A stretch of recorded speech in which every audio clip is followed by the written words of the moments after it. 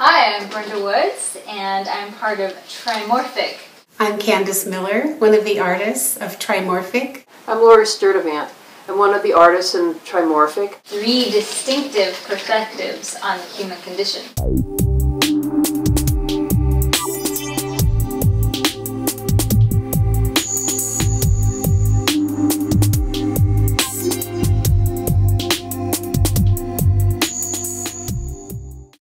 My work relates to the human condition in that I ask why a lot.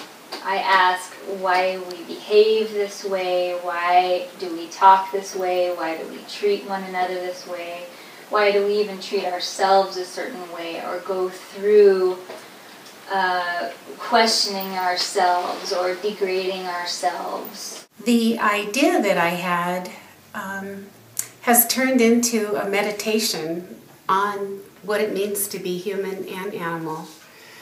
But the bottom line to me is feelings, and that we have to acknowledge our feelings to live our most authentic life. And to me, that's the highest part of being a human and the human condition. When I'm going around collecting materials, which are mostly things that I take a walk and I pick things up off the ground, there are some things that are just casually, they blow out of somebody's car. It was an accident they have, and children lose things. But there are some stuff that's deliberately thrown on the ground, and those kinds of things, I don't know what people are thinking. I'd like to know what people are thinking, and then I could figure out how to change their mind about not throwing something on the ground, which is really the idea of the work that I'm creating here.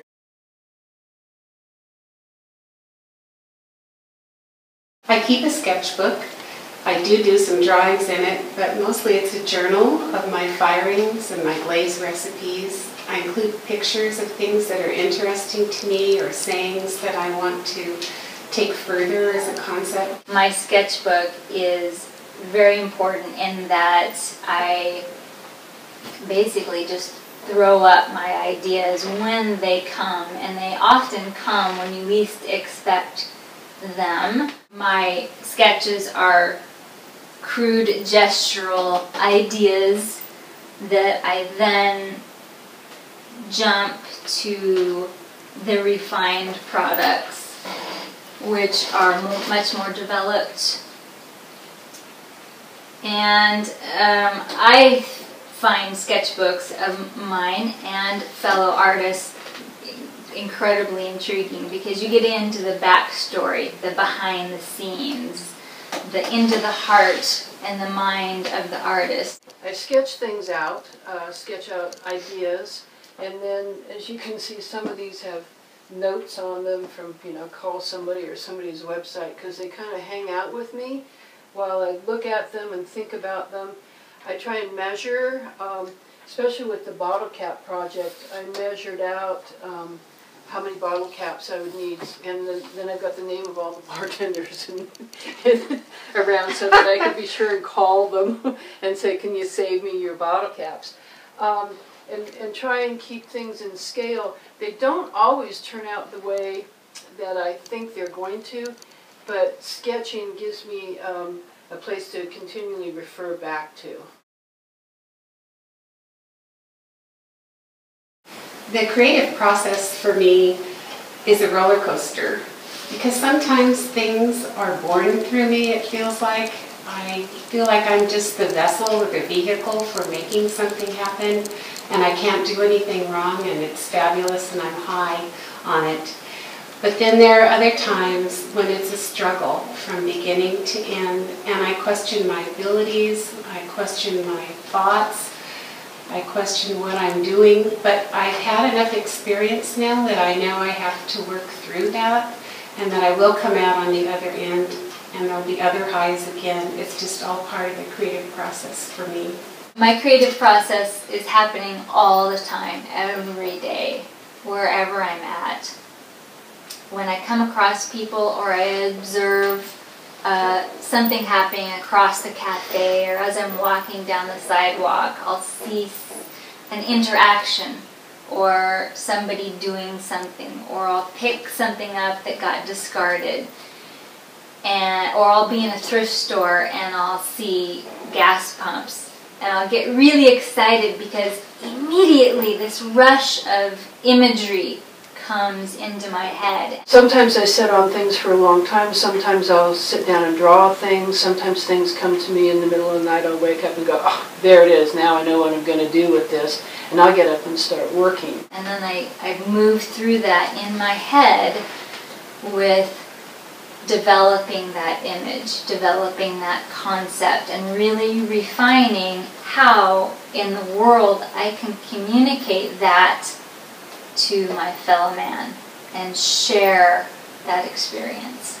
I'll look through magazines, look through art books, and look to be inspired by what other people have done, including the masters. I mean, even painting. There's inspiration everywhere.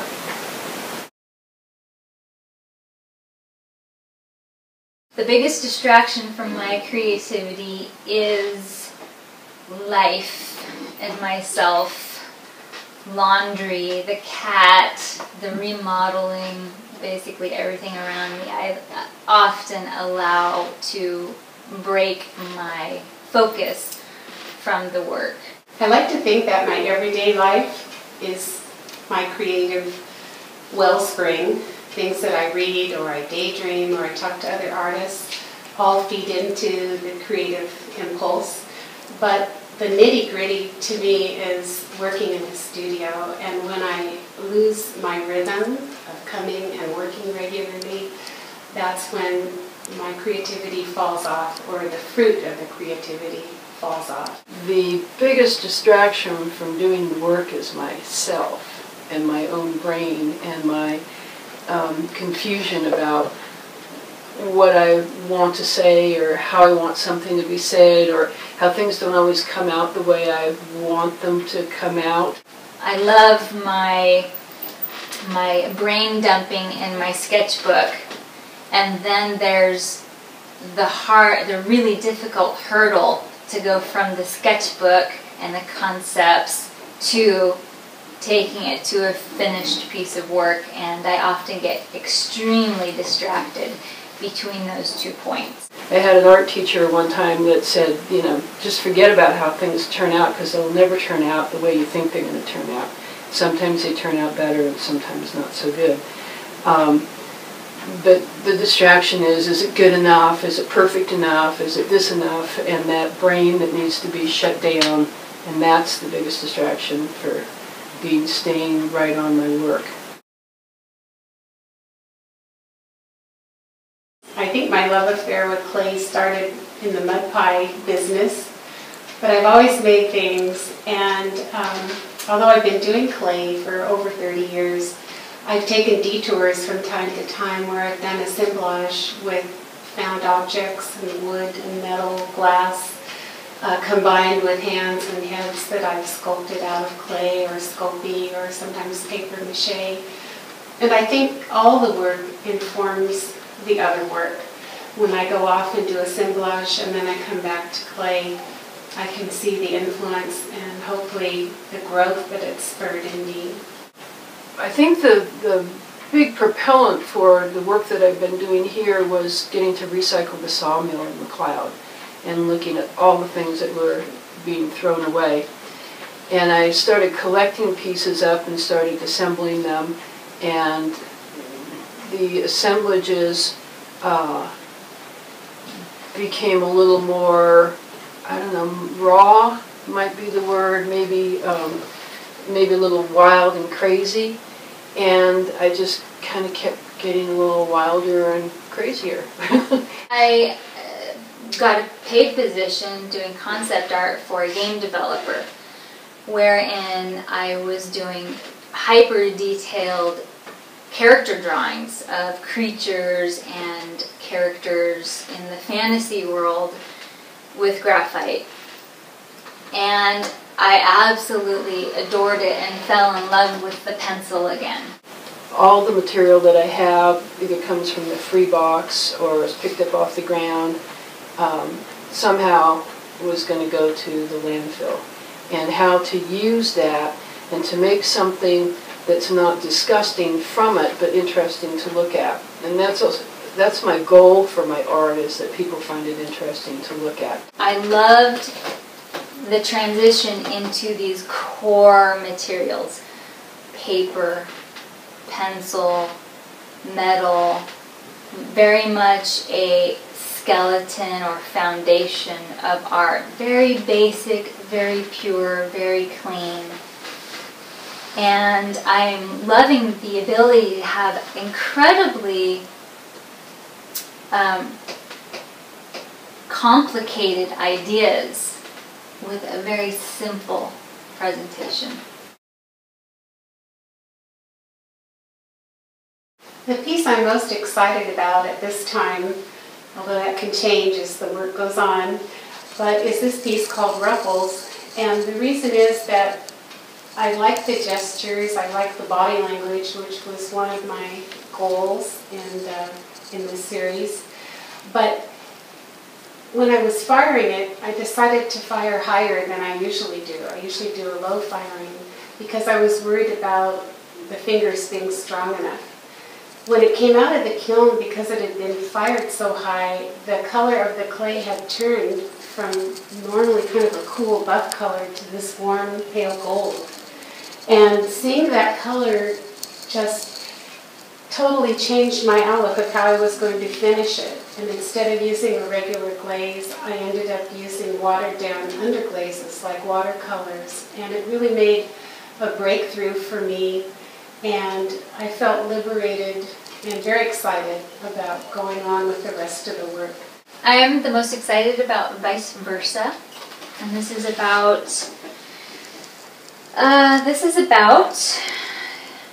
seeking enlightenment and the odd juxtaposition I see in people who are seeking enlightenment or awareness in life, but at the same time treating the vessel, our bodies, as if they're a separate thing that we don't need to take care of.